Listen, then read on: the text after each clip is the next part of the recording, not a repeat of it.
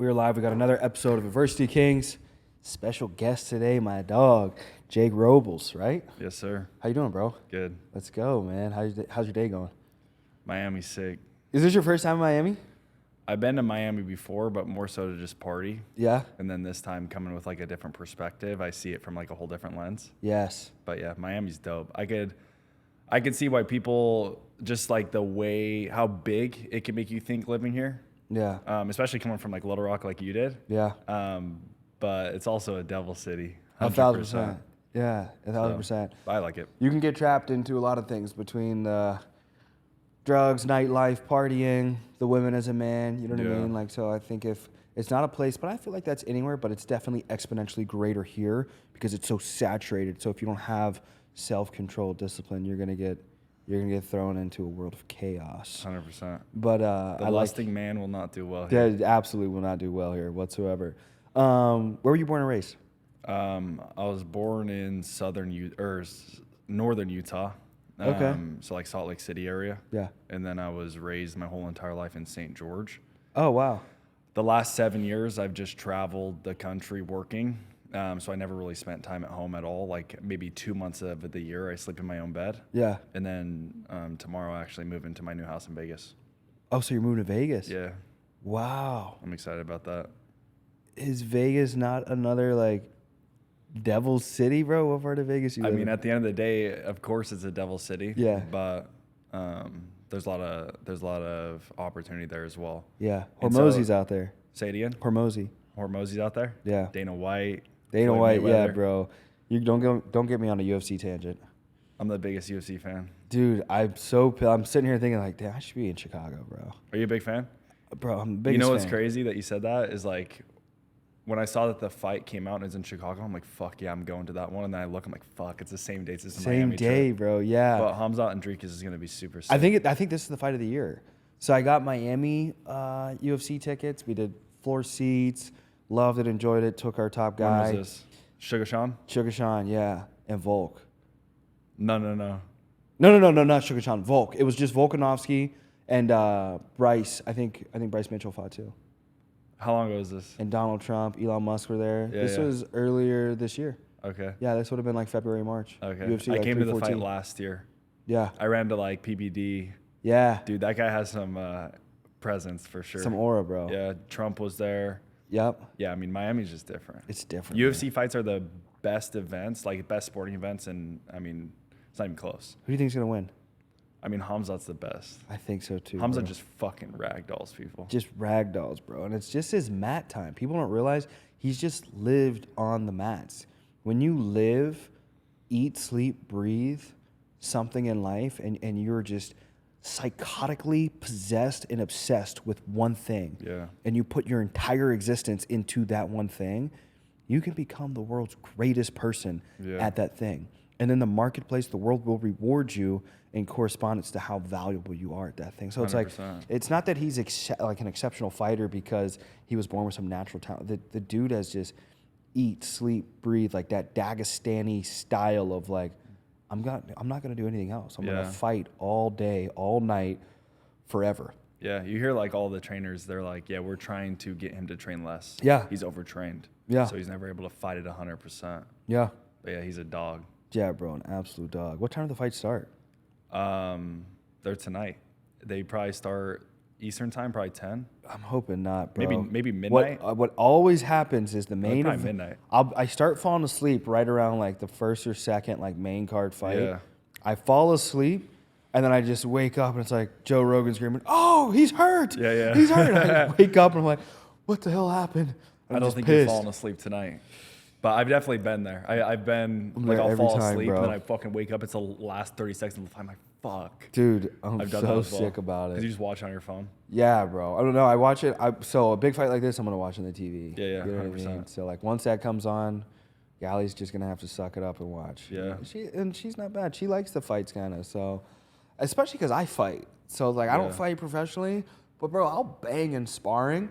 I blew my eardrum from sparring a month and a half ago. My eardrum ruptured. You want to see what it looked like? Yeah. Do you like gross looking stuff? No. But let's check it out. You're about to be sick. Do you know what a healthy eardrum looks like? No. Let me show you a healthy eardrum for reference. Could you hear through it? Nope, not for 2 weeks. You can now? No, I can hear now. Perfectly fine. No, so when I go like that, I can feel a little bit of air going through the hole of my ear. Yeah. There's a small hole in my ear still, in the eardrum.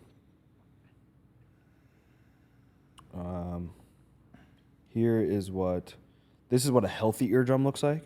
Okay. Just looks like a little lens. Here is what a completely ruptured, destroyed, blown out eardrum looks like, bro. Yeah. Let me show the camera. Let's see if you can see this. This is what my eardrum looks like. Does this focus? I just tapped the screen and it never focused. That just shows you. Absolutely. I'll show you. Tap to your screen. Don't worry about it. I'll show. Yeah, I tapped my screen. That's funny. Yeah, so it's pretty. Don't worry about it. Humberto's a man. The Move, best studio in the world. We'll go on 80,000 different tangents. Grew up in Utah. What was growing up for you like? Played a lot of video games. What was your video game? Call of Duty. What were you like? Zombies or? No, just straight Call of Duty. I was actually a pro gamer growing up. No, you weren't. I was. Swear? Swear. It's like all the I mean, everybody played COD growing up, right? Did you have like a mod or something like that that could like give you like assist aim or auto aim or something like that? Nah. I was legit. I played with like all the biggest names that like are in the gaming community. Who's the biggest guy? I forget what his name is. There's a lot. Nate Shaw is probably someone you heard of. No, bro. The biggest guy that always has like white or blue hair. I forget what his name is. Ninja, yeah. Yeah. You played with him? That's a Fortnite guy. Yeah, I played with him. Yeah. Oh, okay. I have played with him though. Damn. Did you ever get paid to play? I did. I played in like the big tournaments. What was the most money you ever made from a video game? I would lose a lot of money. Okay, so what's the best like gun set out there on all the Call of Duties? Like, dude, I have to go set this up.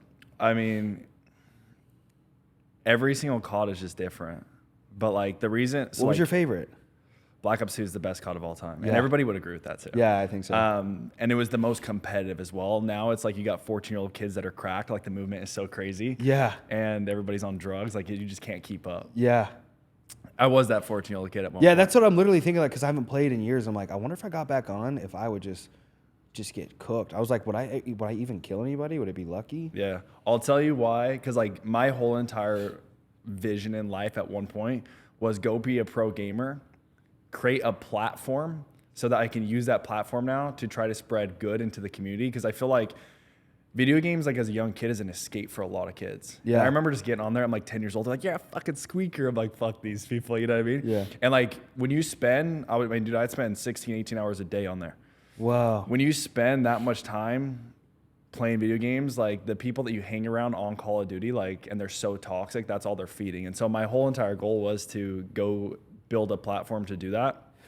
But I follow this Indian dude yeah, on TikTok that literally just literally rage baits people. It's like Adananya or something. Yeah. And he just rage baits people on Call of Duty, and he's hilarious. yeah, bro. people would just get fucked with all the time. Hilarious. But the reason COD is so addicting, I had to leave that path because like that was my whole life. Like legit 18 hours a day streaming, trying to become the best I can possibly be. But like, dude, think about it like this.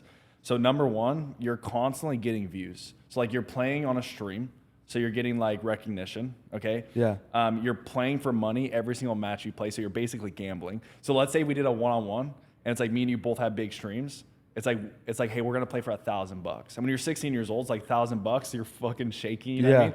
And you're playing in front of people, and it's like you're competing. So you're competing, gambling, and gaining recognition, and it's quick dopamine all the time. So it's like, and you're trying to get better. You're trying to become the best because, like, dude, it's a very competitive industry. Yeah. And so I fucking loved it.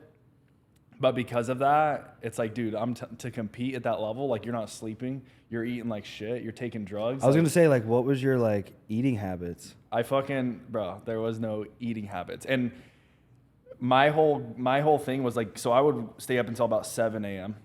And then my mom would come wake me up for school at like 7:02. I'd fall asleep, pretend I'm asleep. She'd come in, oh, you got to get up for school. All right, no worries. I'd fucking grab my blankets from my bed, throw them over my balcony, and then run downstairs, drive to school, and then sleep in my car with all my blankets and shit, drive back home, get on the toy at 2 o'clock. So like I was gaming until 7 a.m., going to school, sleeping until 2 p.m., repeat for 5 years straight, every single day. What I would eat is like chips, Mountain Dews, like fucking like. What was your favorite? My favorite food to eat? Yeah, your favorite's like. Gaming wise? Yeah. I mean, dude, something about Mountain Dews growing up. Yeah. That was dope. I used to eat some fucking random ass shit, but just order pizzas, be lazy. A big thing, like, I feel like that when we were younger, we probably had a lot more superstitions than as we get older, we're more confident, right? Yeah. But like even in gaming, I had superstitions, right? Like I have to eat this. I go to Taco Bell, I'd be like, all right, this burrito, every time I eat this with this energy drink, I'm fucking dialed. Yeah. You know what I mean? So I lived that path for a while. I played sports growing up. I also did MMA growing up. And then I pretty much went all on everything I did for like 5 years. Wow. And then eventually I was going out and selling in the summers where it was like the whole reason I'm selling is to make enough money so I can just go all in on gaming. Yeah. After you go out and sell for the first time, no matter what you're selling, you grow a lot. You learn confidence, you learn how to control your emotions, you learn how to work hard when you don't feel like, you learn how to focus. So I'd go out and sell for 3-4 months just so I could come back and be a better version of myself so I could hop on the toy and maybe be better. I'd come home every single day like, all right, I got a better setup now, better controller, better headset, I'm fucking these guys up, run it back. And then every single time I just noticed that I was just ruining my life. Like Xbox or PlayStation? Xbox I was at first, but then all competitive gaming went to PlayStation. And now that I've done both, PlayStation is it. But Xbox has a special place in my heart though. Yeah. That was like the OG days. Yeah. And what about PC? Did you ever do PC? Towards the end it was PC, but that dude, everybody was like fucking hacking and shit. So it's like that's what just killed the love for me. So PlayStation wise, that's gonna be. We have to make that a clip. Xbox if you're a nerd. Yeah. PlayStation if you're a killer. I mean, yeah, only the jabronis are playing on Xbox. Yeah. And like I would have like Xbox kids be like, oh, you're on PS5, like that's so gay. It's like, bro, all the actual real players in this game play on PS5. But now, then again, I sound like a nerd even saying. Did you ever like play that. GTA? I played a little bit. Are you gonna play GTA 6? I don't really game anymore. So I can't stop. If I game, it's like an addiction. Like I'll ruin my life. Yeah. Like let me give you an example, okay? So for the first couple of years, like 16 and 19, like I was taking drugs, fucking doing anything I could to perform at a high level. Yeah. On the COD. Yeah. Okay. That's why I had to quit. This last year, I came back from the summer. This was the first year I made 7 figures. So I was like, kind of like in the mindset, fuck, I made it. Like I can fucking game again. I hadn't gamed in a minute. Yeah. I hop on the toy. We're fucking playing for money. Right back to it. We're playing on stream. It's like 2 a.m. and I'm fucking just getting smoked because like, dude, the older you get, like you stop playing, like these guys just like they get better. They don't stop playing. Yeah. And it's like 2 a.m. and I'm fucking pissed off at the game and I'm like so addicted to gambling. So it's like, fuck it. I go in my fucking living room. It's like we're taking a couple shots. I have a whole thing of espresso. I'm fucking chugging it. Just the addiction is too terrible. Yeah. And so I did that for a couple days. I was like, all right, fuck this again. Because if I keep doing this, it's gonna fucking keep going. So I pretty much just committed to never touching a game again, and I haven't done it since. What was your best map? Every fucking map. I was just the best at everything when it came to COD. So there wasn't a map that you like really loved? I mean, there was Raid. Do you remember that map? I remember Raid, yeah. Raid, Standoff, those were some good maps. Damn, dude. Were you like a sniper, shotgun dude? When you're playing competitive, it's just SMG AR. Yeah. Like nobody's really using anything else. Wow. Holy shit. I have so much nostalgia right now. Good times, huh? I haven't touched a video game, bro, in probably 4 or 5 years. When I first opened up my Chicago office and became an unofficial boss, you know, when I was an agency owner at my old company, but I technically didn't own anything. Yeah. But you were an owner though. Yeah, but I was an owner. That's what these homies hit me up. They're like, bro, why don't you get an insurance and own it? I'm like, yeah, that was the chief glizzy officer. they freaking bamboozled me. But I think I bought a PS5. Yep. And then I got like a Assassin's Creed Vikings. Yeah. And then I had some Call of Duty or something. Yep. And I definitely was being a little bit of a degen. A couple hours a day, nothing crazy. Just telling people, yo, make me more money. You were just having fun. Yeah, just a little bit of nostalgia. And dude, I don't know though. I think I might when GTA 6 pops. If I'm not making by the time it comes out $1 million a month, I'm not gonna get it. But I feel like I think I'm gonna be there. So I mean, who knows? Maybe that fucking game doesn't drop till 2050. Yeah, literally. But but for me, it's not because I want to play the game. It's because when GTA 5 came out, I was still so poor we couldn't afford the game. Yeah. And so I had to watch my buddy play, and he wouldn't share the he wouldn't like let me play. Yeah. I just watched him play, and I was You like, liked growing up in Little Rock? so I was in Little Rock until my dad went to jail. Yeah. And he went to jail when I was 10. For what? You can Google him. My actual last name was Nelson, but I changed it at 18 just because our names were so similar. So his is Christian Nelson. It's like white collar crimes, like wire fraud, like tax evasion, just business deals that really went sideways. He's actually a really chill dude. You still talk to him? Yeah, we never really had a relationship until like the last couple of years. Yeah. Growing up in a split home, how'd you grow up? Parents together? Adopted. Adopted? Yeah, because my parents went to prison. Okay, yeah. So like, for me, I had like, it's almost like I had 3 identities growing up. And the way I'll explain it is, I have my mom's side of the story. When you're super young, you're very impressionable. So like my mind molded towards what she was telling me. And but prior to that, she went to prison for like, she was away for like 2 years, but she was only in jail for like not even a year, but child custody and everything like that. But in that time, I'm with my dad from like 8 to 10, and he's telling me all this crazy stuff about my mom. Yeah. And so it's like I've got mom is evil, dad is evil, and then I'm like confused in the middle, like just trying to grow up and figure out my life. So I was very angry as a kid, just trying to figure out, because like what to do, what not to do, who to like, what not to be. Yeah. You know, moms always want you softer. My dad was just an absolute killer, psychopath, in a good way. Very grateful for the man that my dad was for the small amount of time he was in my life, because he was like, you're never going to lose. Whatever you do, you're going to win. If you show any weakness, we're going to run. We're going to fight. We're going to wrestle, whatever. Like, when I look back at it, it was like a miniature Spartan camp that I grew up in, but like, I don't regret it at all. It made me who I am.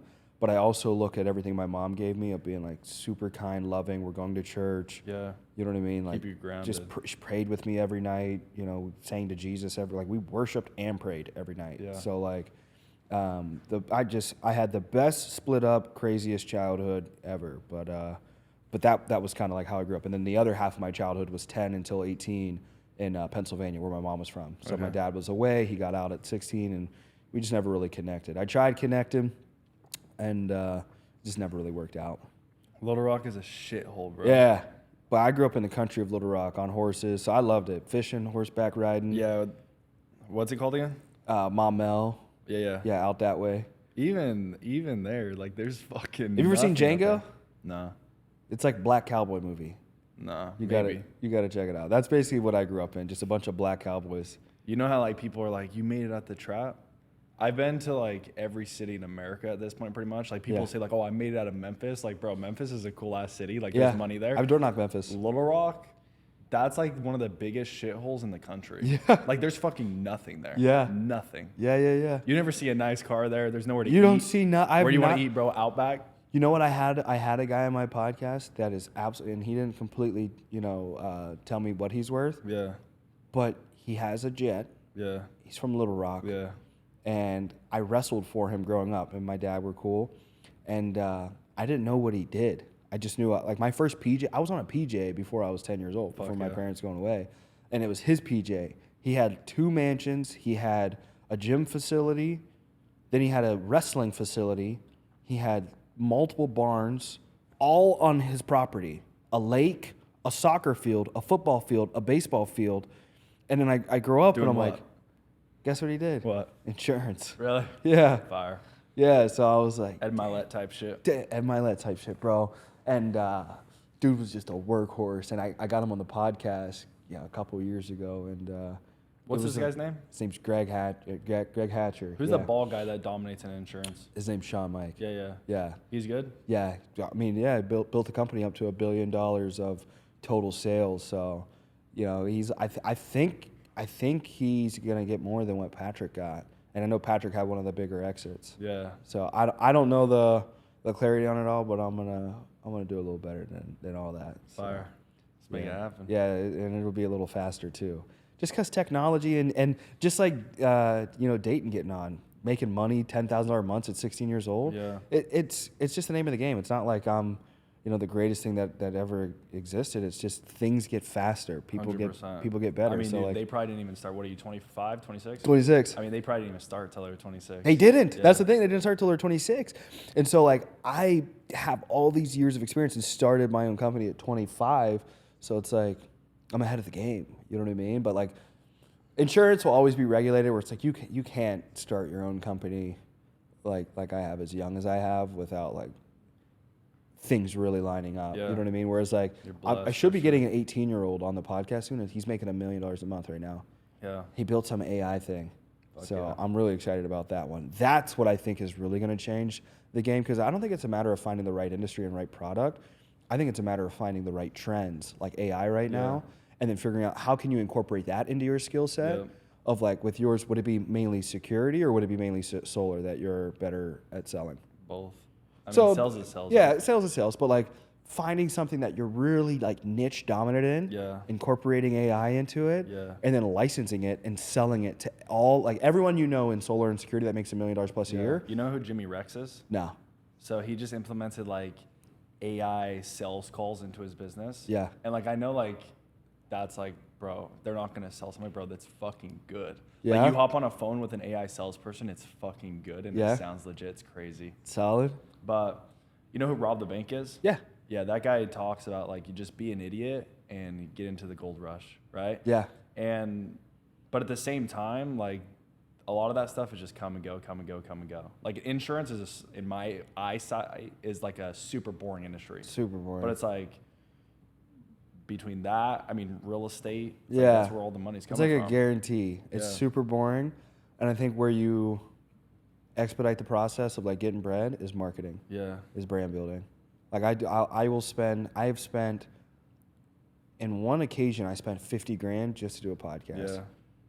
Just to set up a podcast, which opened doors for me and opened a mindset of me thinking to myself, if I did this, I can build something eventually where someone will pay me 50 grand. Yeah. You know what I mean? So like I think that's the big thing when it comes to like brand building and everything like that is Brand you is can incorporate. everything. It's everything. 100%. It's literally I know PVD's price because I'm coming up on that soon. What's the price? Six Too figures, much. 6 figures plus. That's crazy. Yeah. He's earned it though. And not for you to get on his, for him to get on yours. Yeah, that's You know, crazy. there is no, like his brand is so powerful now. I went to his SLS event, sick event, and I got the cheapest ticket. It was $5,000 to get in. Wow. So the cheapest ticket to get in was $5,000, and it's at Mar-a-Lago. You're in Donald Trump's, facility, whatever. And I talked to his right hand man, and I'm like, "What's it take to get on his podcast?" And he's like, "There's no amount of money. It's like you have to have the brand. Yeah. Like your brand has to be worth getting into his brand. Yeah. You know what I mean? And so like that's the gotta drive. charge more. Yeah, literally. Like, hey, I mean, the way I look at freedom is like your presence alone just prints money. Like Yeah. once you become so valuable that your presence alone just Yeah. prints money. It's like you look at a guy like Andrew Tate. It's like Andrew Tate says, "Hey, pay me $500K, I'll come speak to your company for an hour." Like every company is writing the check. Yeah. And so when people are like, "Oh, you spent 50 grand to get on this guy's podcast," you're this is like, dude, like your brand is everything. Brand's and if you everything. can invest all your money just into building a brand and back into your business, I mean, that's the people you want to work for. 1,000%. And so many people in the business side just lose because it's like they make all this money and they just live in fear. I think Andy was talking about it yesterday, or one of the speakers, maybe Daniel G. And he's like, you have your past and you have your future and then you have your present. And it's like where you think you can go and where you've come from is where you're at now. And I think the biggest problem people make a mistake in business is that they're not investing into their business because they don't believe in it. They don't Yeah. believe in themselves. You know what I mean? Yeah, And so 1,000%. it's like you're like 50K on a podcast. I was sitting down at the dinner last night and someone's like, he would spend 50K to learn from Andy Elliott. What? That guy's a clown. And I'm just listening to this guy. I'm like, bro, you just don't get it. Yeah. Like the connection, the networking. That's what it is for me. It's the relationships. 100%. You know what I mean? And there's Like- value to learn too. And there's value too. But for me, like the skill set acquired from all the things that I've networked and I've spent money on has been minimal in comparison to the actual relationships that are the people I've been introduced to that you can either consistently plug into, have access to, and it just opens up doors. 100%. Just money doors, really. There's not like I can solve that guy's problem, and it's Yeah. $100,000 opposed to all these poor people. It's $1. I mean, dude, even you hit me up, get me out here. It's like I got to get some content with Andy and Daniel G. I gotta be at a private dinner with them. Yeah. I actually met some guys that are in credit repair, some guys that are in the restaurant business, and just like the connections and networking that I already built. Like in one day, an opportunity to come down to Miami, build a relationship with you. Like, dude, that's such a blessing. It's I just like the people intimacy you know. more than I like the massive events. Like Patrick David does a vault event. Yeah. There's like 20,000 people that go to that, and then he does his SLS, which is like a couple hundred people. Yeah. The smaller the group, in my opinion, from Yeah, way better. from my experience, the higher quality group. Yeah. You know what I mean? Like anytime someone says there's 1,000 people going, I don't want to go. Yeah. The less people going, like, hey, listen, we're going into Let's a make war it room. happen. There's 10 people. The seats are $100,000. Yes, sir. Like Dan Fleischman does an event. It's like I had him on the podcast. It's like the millionaire circle event. Yeah. You can't go unless it's $100,000. Who the hell do you think's going to be in the room if they paid $100,000 to go? Yeah, fucking G's. G's, bro. Yeah. Like they paid $100,000 to go to an event. Like G's, bro. Straight G's. I want to dabble back into this because you said you were adopted. What was growing up for you like though, relationship wise? Who were you closest to? Grandpa. Yeah. Yeah, my grandpa was a fucking G. Is he still around? Nah, he passed. My condolences. Yep. Was it biological grandpa? Yeah. So So how's the story here? I was adopted by my aunt, Okay. so still blood. My dad's sister adopted me. My dad was a fucking big G, big mafia guy. For real? Yeah, for In real. Utah? Yeah. How? I Like a don't know. Mormon mafia guy? I don't know. There's, I mean, a lot of people look at Utah as like it's so nice and Yeah. Mormon, whatever, but like downtown Utah is pretty sketchy. Yeah. Like Salt Lake City, it's pretty sketchy. But like I have pictures of me maybe when I was like 6 months that my dad has shown me with just like $500K cash on me laying in a bed. Wow. Yeah, I was adopted, and then growing up, I was adopted by a Polynesian father, so that was pretty dope because I got Spanish blood. And then I was adopted by a Polynesian father, and I'm basically white, so like I got to experience like all ethnicities. Okay, wait. So, but like I thought your dad's sister adopted you. My dad's sister adopted me, which is now my mom, Yeah. and then who she's married to Okay. is Polynesian, who's now my dad. Okay. If that makes sense. Did you ever meet your dad and your biological dad and Yeah, biological I mom? met him for the first time a few years ago. Yeah? He's a G. For real? Yeah, he was locked up my whole entire life, Okay, so he was locked up. but he's a G. Like, Yeah. it's kind of crazy. Like people don't really understand unless you were adopted. But like when you meet your biological parents for the first time, you never met them your entire life. You would just be so surprised, like how real blood is. Yeah. Like just the connection that I've never felt in my life the first time meeting him, and just like the similarities. Yeah. Like same presence, same aura, same the way they carry themselves. Like it's just so similar. What about mom? Never met her. What do you know any like history on her? Meth head. Yeah. Yeah. Wow. Never met her. She used to hit me up all the time from like 8 to 15. She sent me like a birthday card every year. And then she would call me and I'd just be like, don't stop calling me. Stop calling me. Yeah. Like, I think that I mean, the story behind it, she went to prison because she tried to kill me. So she Wow. actually tried to poison me when I was a kid. And so she went to prison for it. Have you ever seen the show Animal Kingdom? No. You look like the main character, and like literally, it's like the same exact story. But it's crazy because you and Yeah. Dayton have a similar story, so like it's super similar. Of like Yeah. out in the middle of like California or something like that, siblings adopted, Yeah. and then like just crazy like mom or dad. Life was crazy, but like, I mean, dude, the people that go through the most in their lives, like, the only thing I could say I went through is not like, oh man, I wish I had a mom or a dad or anything like that. Yeah. It was more so like, my mom made me fucking hate women. So like my first 5 years of dating, I just fucking destroyed women's life. You know what I Yeah. mean? Just Yeah. because I'm like, fuck you, like all women are trash, Yeah. right? But it kind of protected me in a sense too. Because like when I say I hated women, like I don't even want to sleep with you. Like Yeah. fuck you. You know what I mean? Yeah. That's like how I operated my life for a long time. And so it protected me in a sense as well, just because, I mean, if I would have not been that way having success, I mean, you know how it gets, and women start flocking when you start becoming successful, you know what I mean? Yeah. And so that was a blessing in disguise. I feel like when you come from a background of not feeling loved. I mean, obviously you're not feel loved when your own mother fucking tried to kill you. You know what I mean? And so because of that, it's like, one, you just want to fucking love everybody. First, it comes from a place of validation. It's like, I don't feel loved. And so I got to just people please everybody for my whole entire life so I can fill this void that my mom created in me. And what that created is it made me become a fucking G in business, because it's like the only way I feel loved now is when I'm successful, because when you're successful, you get all the validation, right? Correct. And then after I made my first $1 million, that's when I was like, the worst year of my fucking life, because my whole identity was now, dude, I just dropped 45 in a week. Dude, I just made 100K in a week. You're the fucking man. Let's get you on stage. And then guess what happens when selling season is dies down a little bit? Yeah. And it's like my whole entire identity was like, dude, you're the fucking man. You're this, you're that. And so then I had to realize that, like, dude, it's not about the money. It's the person that you become along the way.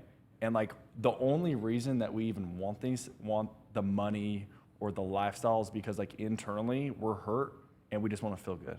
Correct. Like that's all we want. Yeah. And so then I fully committed my life is like, I'm just going to commit my life to one thing. I want to feel good inside. Meaning this person betrayed me. I'm just going to forgive him and be loving. This person fucking is talking shit. I'm going to pray for him. Right. Yeah. Trying to do things the right way in business and trying to just focus on staying grounded and humble. And that's what just took my career to another level, because like, that's when God's presence just started flowing through me. When was that? I mean, it's up and down, right? Yeah. But I feel like where I finally really got tapped in was maybe the last like 5 months. Yeah? Yeah. That's really good. How old are you now? 23. So you're 23 years old. What industry did you make the most money in? So I started in pest control. There ain't fucking money in that. And like anybody who fucking markets on Instagram that they're making money in pest control is actually fucking lying. Like everybody on Instagram's already a phony. You already know that. Yeah. But like the pest control reps, bro, apps actually phonies. Like for real. I'm not trying to hate on the industry. And then I went to Vivint. So I did 4 years in pest control, made $100,000 maybe all 4 years combined. That was partly my fault. Yeah. Like I wasn't good. I didn't work hard on it. I feel like I couldn't control my emotions. Year one at Vivint, I made $530K. And that's when and that was in 4 months. And that's when security. I mean, that was the first time in my career I had leaders who believed in me, and I was selling a product that I believed in. Yeah. And like people don't realize that if you just sell a product you believe. It was also the year that I had my back against the wall. Yeah. Like, hey, I'm leaving. You know how it is in insurance. You're like, hey, if you go do door to door, that's all the insurance guys do. Don't do door to that shit fucking sucks. All the door to door guys do. Don't go fucking, like everybody's recruiting against each other, and it's all fear based, right? Correct. And so it's like pest control going to Vivint, bro. They told us it's the hardest fucking thing ever, and I had 100 guys in pest control. Hardest thing ever. Don't do it. You're doing your guys a disservice. When I came to Vivint, it's like I didn't bring nobody. I didn't retain a rep. And it's like, okay. Everybody doubted me. They thought that my leaders were saying, dude, Jake's just doing it for the money. He's getting paid out. He's doing this. And so when I went there, I was like, all right, let's make it happen. And that's when I just went fucking all in on my career, back against the wall. I had no fucking option. And then 3 years of Vivint, we were the #1 recruiter both 2 years. That's the largest direct home sales company in the industry. And so we're the #1 recruiter there. That's like the Ring camera? A Vivint camera? Yeah. Yeah, similar. Similar, like just goes on the door. Yeah, Vivint's the largest door-to-door company in the industry. They have 6,000 sales reps. Wow. Yep. And so I did that for 2.5 years, dominated in the industry, but also myself. Like that was like really cool to see what I was capable of, and it keeps growing. Where the most money is, it really just depends on like what you're looking for. Dude, there's money in any industry, but solar's like a for real gold rush. And the only reason I didn't go into solar earlier is because people just make it seem like it's not real. And so, I mean, for me, the reason I went to solar, dude, I loved Vivint. I had the fucking best leaders. They treated me like I was the poster boy there. They gave me free marketing. I loved everything about Vivint. I had hundreds of thousands of dollars in stock. I had hundreds of thousands of dollars in residual. I was set. And so I left midsummer. And if you leave midsummer in that industry, you don't get paid. So I left about maybe June 1st. I had probably $400K in money that they owed me. That's just in commissions plus $350K in stock that they took from me. So I was guaranteed a $750K if I would have finished 3 more months, and I fucking bounced. And for 2 reasons. I started doing the content, and I fucking loved the content, right? Like, the reason I started doing content is because in the industry, I was just doing numbers that people were like, what the fuck, how are you doing that? I don't know what it is in insurance, but in alarms, if you sold 20 in a week, like, you're fucking goated. I had a week where I sold 45, which was like nobody ever done.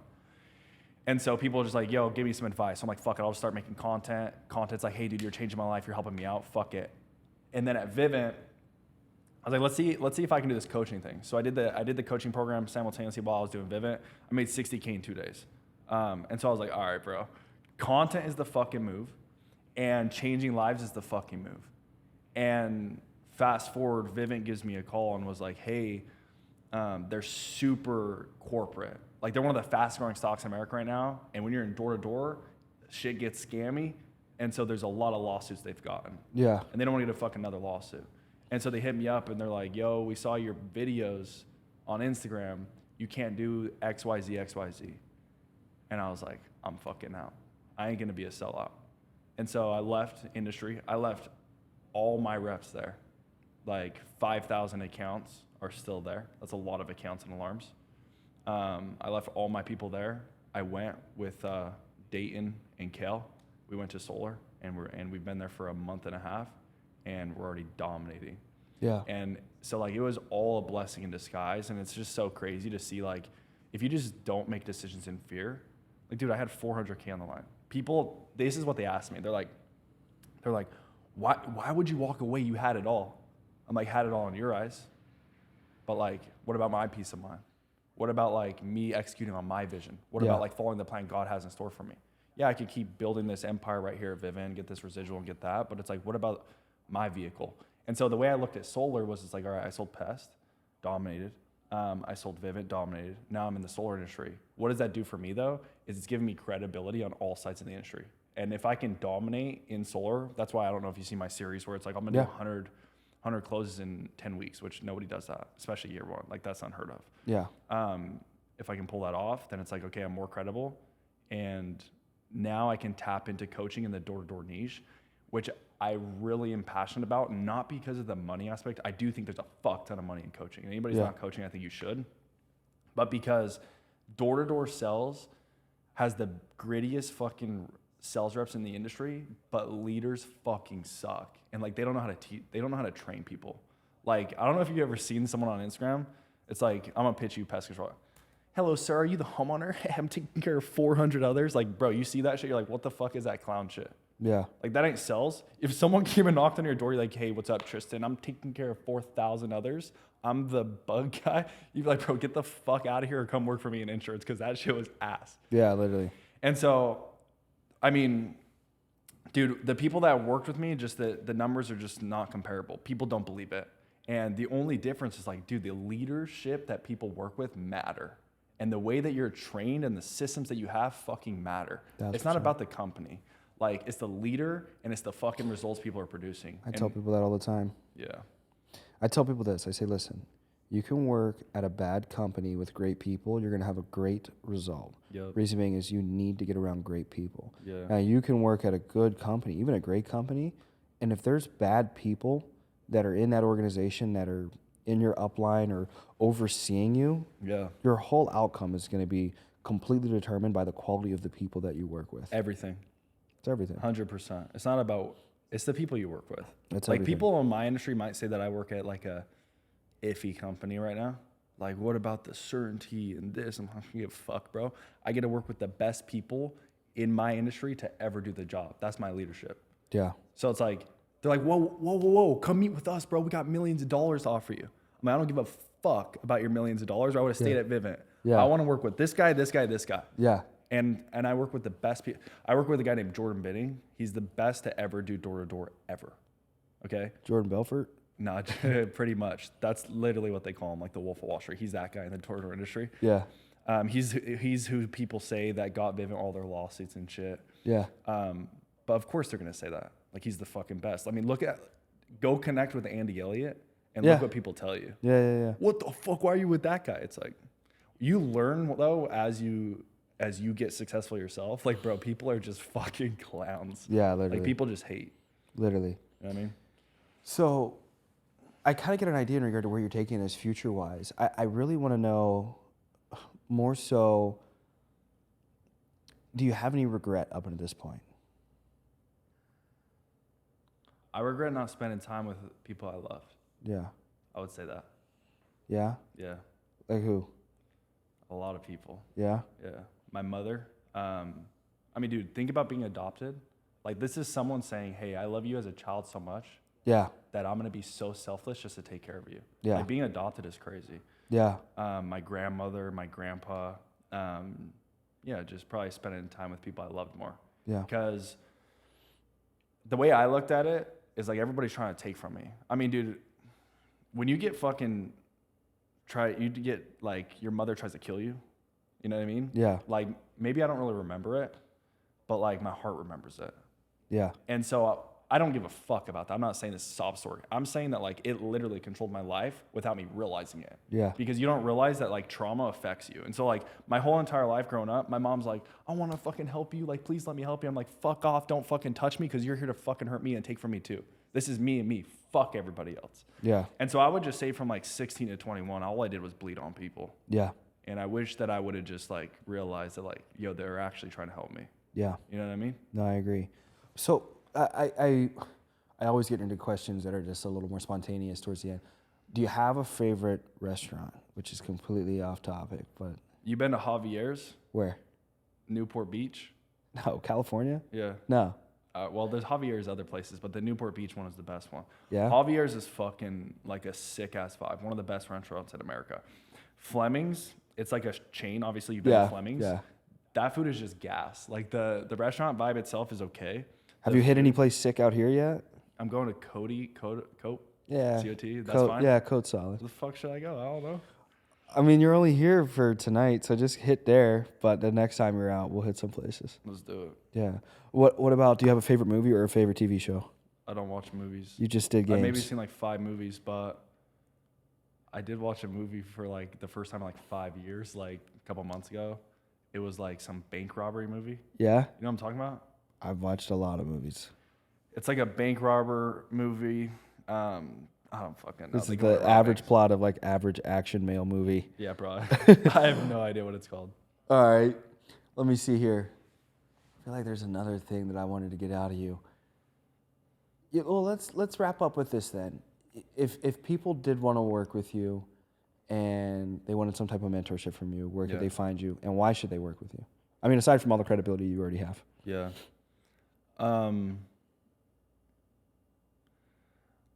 I mean, yeah, you could say credibility and results, but why do people have results that some people don't? It's because they actually give a fuck. Like, when you dominate in business, like, I don't know what it's like in the insurance space, but like, you don't get out of calling until it's literally not in your best interest. Correct. To not call anymore. Correct. Meaning your guys need you. Yeah. You know what I mean? In my industry, bro, let's recruit and fucking not work. And I'm just like the biggest advocate of like, dude, if you want your people to level up and you're doing it for the right reasons, you would be in the trenches every fucking day suffering with them. Yeah. Every day.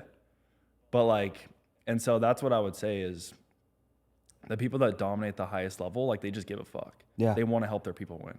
And if they live in fear 24/7 because they deal with the responsibility of everybody's problems, everybody's success is my fault. Yeah. Or it's my responsibility. Yeah.